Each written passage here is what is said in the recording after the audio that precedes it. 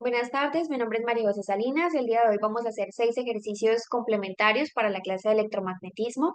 Empezando por el punto 1, nos piden hallar la fuerza magnética que actúa sobre un protón.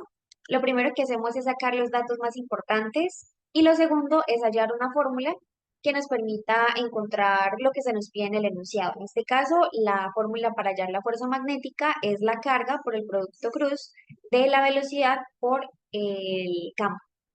Entonces, pues ahí tenemos, reemplazamos los datos y la multiplicación de un vector que está en I y un vector que está en K nos daría menos J.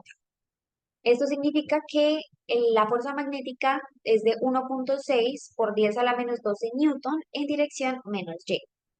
Para el segundo punto, nosotros tenemos que hallar la intensidad del campo magnético que se requiere para que los electrones se muevan en trayectorias circulares. Entonces, ¿qué es la fórmula que cuál es la fórmula que vamos a utilizar? Pues la de la frecuencia. Pero como ya tenemos la frecuencia, tenemos que moldearla de tal manera que podamos hallar el campo a partir de esta. Entonces, la fórmula de la frecuencia es igual a la carga por el campo entre 2pi por la masa del electrón.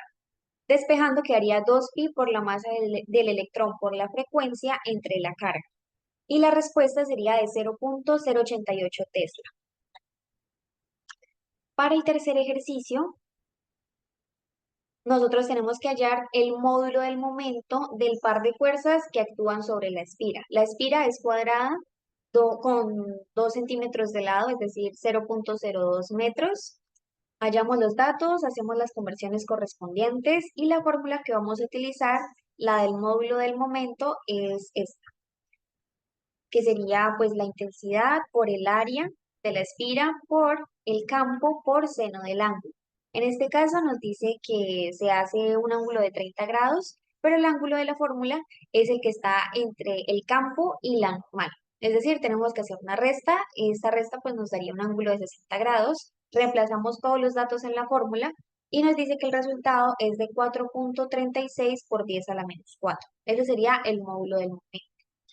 Para el punto 4 nos piden determinar el campo magnético. Entonces, de la misma manera, vamos a sacar primero que todos los datos.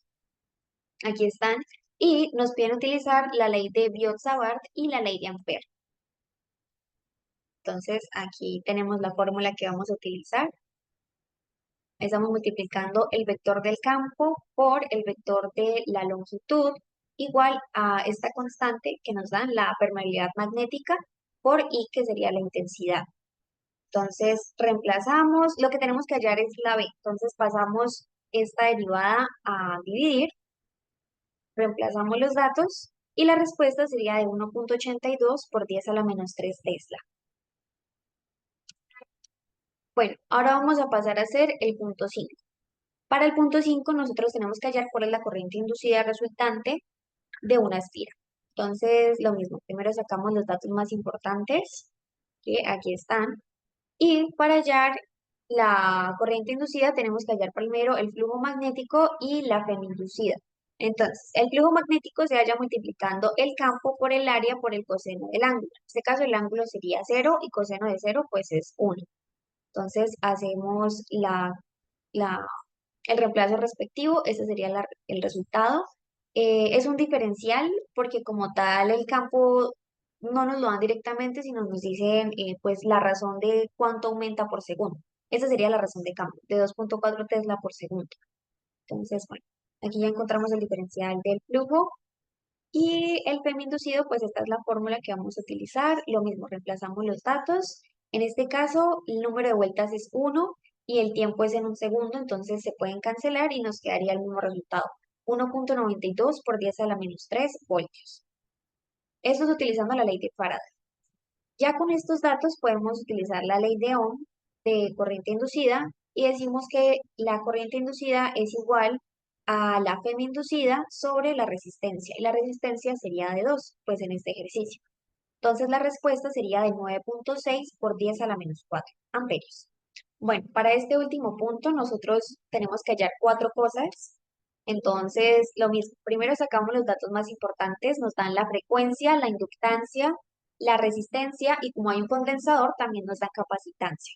Primero que todo, tenemos que encontrar la impedancia para el ítem A, se utiliza la fórmula de Z igual a la raíz de la resistencia al cuadrado más la diferencia entre la reactancia inductiva y la reactancia capacitiva al cuadrado.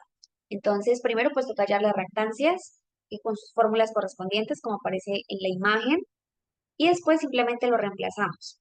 Y la impedancia nos da 372,79 ohms. Para el segundo ítem, nosotros tenemos que hallar la corriente del circuito. Para eso se utiliza la ley de I igual B sobre Z, que sería pues los voltios que nos dieron al principio de corriente alterna de 200 entre lo que acabamos de hallar, la impedancia. Eso nos daría 0,536 amperios. Para el ítem 3, nosotros tenemos que hallar el ángulo de la fase. Para eso se utiliza la fórmula de arco tangente por la diferencia entre la reactancia inductiva y la capacitiva entre la resistencia, que sería de 4,3. Y ya, pues el ángulo como tal nos daría -89,3, menos es por la dirección, pero como tal el ángulo es de 89,3. Por último, tenemos que hallar la energía consumida, es decir, la potencia activa. Para esto se utiliza la fórmula de potencia igual corriente al cuadrado por resistencia y reemplazando nos daría 1,234 watts. Gracias.